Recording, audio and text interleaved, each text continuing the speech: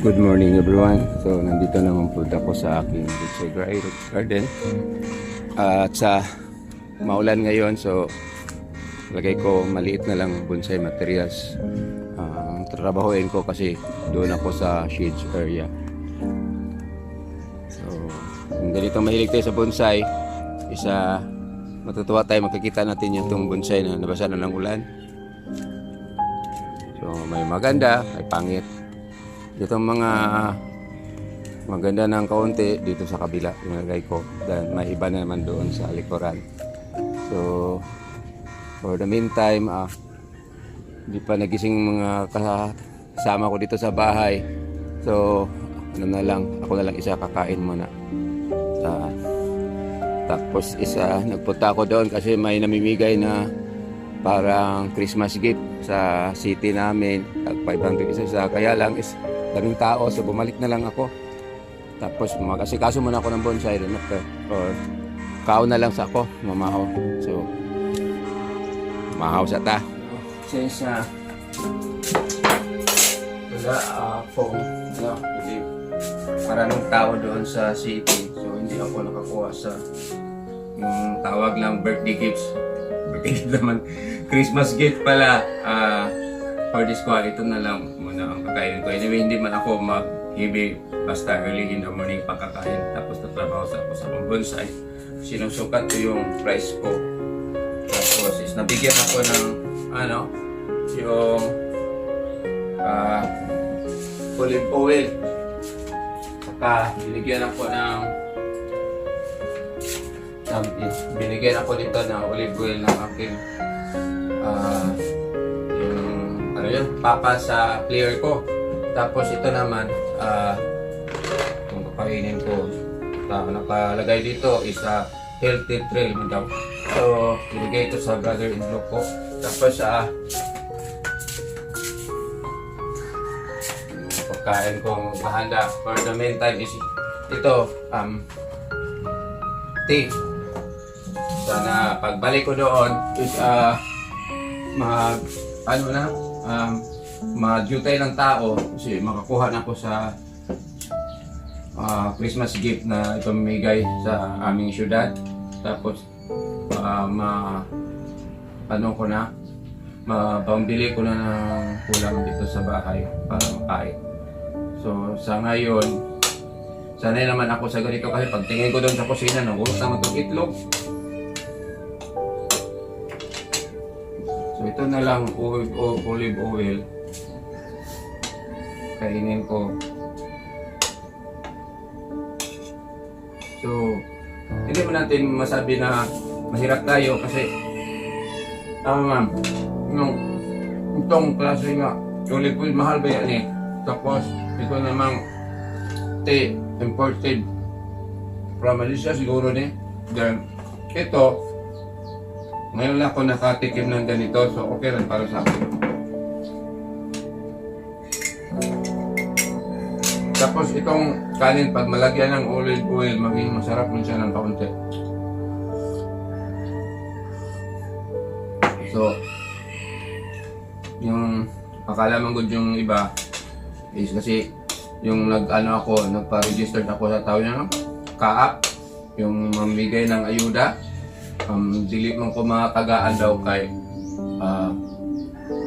mayaman man daw mi.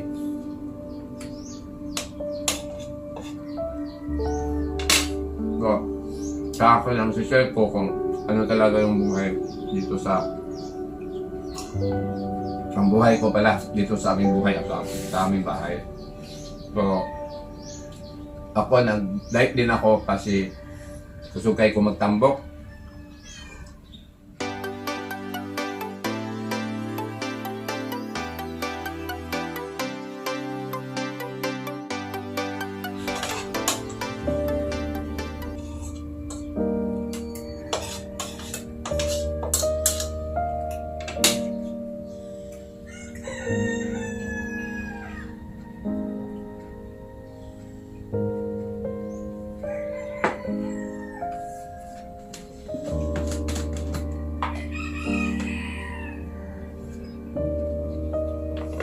So ito, konti lang. Baka maubos ka agad.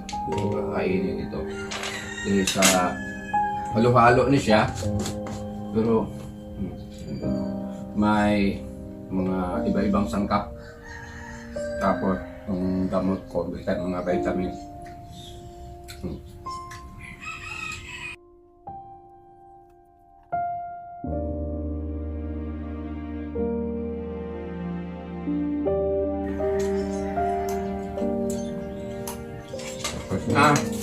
So, proceed lang ko sa aking bonsai. Ito, iwan mo na lang dito. So, nalilito ko. So, ganito yung buhay sa probinsya. So, bago ako mag-proceed sa aking bonsai, i-share ko muna sa inyo itong klaro. Yan. So, ito yung tatlong piso, yung naayo na, yung ilang pakpak, yung tinutuhik ng kanilang mama. Yan silang tatlo, malaki na. Klaro, hanap man, sige. Anyway, basta ayun na. Tapos, linagyan ko na silang ilaw. Then, yung pagkain kasi malaki man, akong iayag using this one, alasan, sa ilang pagkaon, kay matukan o niya yung mga piso.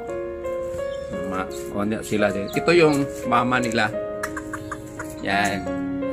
Dito linalabas kasi manuhik mas yung anak. Mga matay niya, sayang. Punta tayo sa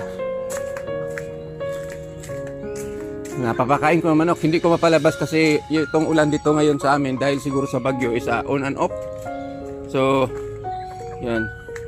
Yan, totoo ako yan. Isa maliit na bantam. Then, yung sa kabila is malaki na bantam. Yun mga kapatid niya. Hinihiwalay namin yung dalawa. 4 na lang naiwan dito sa halwa. Kasi tuhikon man aning isa kabantam yung medyo malaki na ng konti. Then, dito naman sa kabila. Daan muna tayo dito sa pispa ng aking anak. Yun o, malaki na ng kaunti yung mga tawag na nilo. Karpa. Karpa ba yun? Then, ito yung dalawang silky namin manik. So, na problema kami kasi wala kami malaking halwa, so hindi namin mapasanay. Then, dito, iba na naman na maliit na manok. It is Dabirama. Then, dalawa yung asawa niya. So, dahil, excuse me.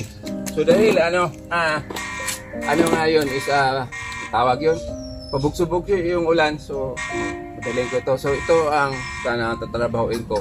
Pangit siyang tingnan. So, ang kailangan dito is i-unwire, tapos tawag nito, i-depolit.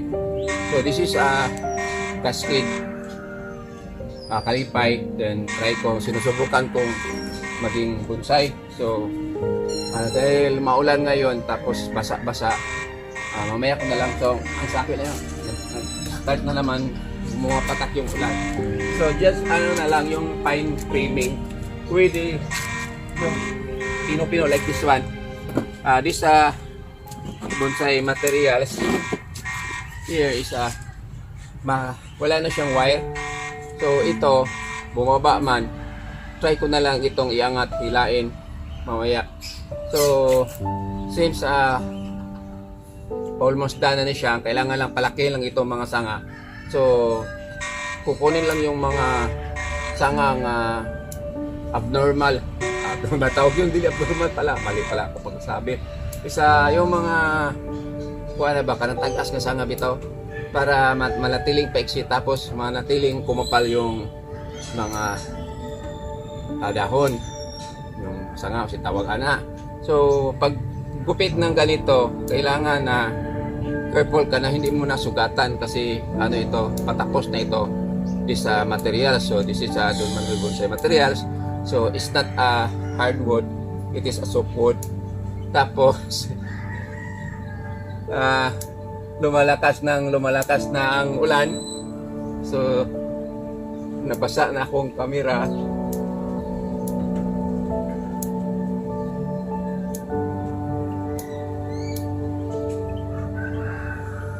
So hindi ko matapos ito. I just continue. Tapos pasensya na po, hindi na ako mapakita kung anong gagawin ko after this. Pero naging maganda na siya para sa akin. Iwan ko lang sa iba. So sa akin lang, this is part of collection. So i-share ko lang sa inyo kung anong ginagawa ko during my yung gumagawa ko ng bonsai. So hindi ako eksperto, kaya lang try ko rin sarili ko na makabalo ba saon. Pero di na ako magaya yung mga high or mga master na magaling talagang gumagawa ng mga bonsai ko. Kulang ako dito sa kagamitan. So ayan, umano naman, tumigil man na ng kaunti itong mga ulan. So yung ganito pag fine tune, ingat fine, lakas na naman. So yung ganito is careful ka na hindi masugatan yung mga niya, yung ano ba ito? So walang tukol. So ito pwede din ito, this is an option na pwede tanggalin, pwede hindi. So hindi ko na, kasi nabasa na yung camera ko, hindi ko na mapatuloy dito sa kabila at saka yung golden picos.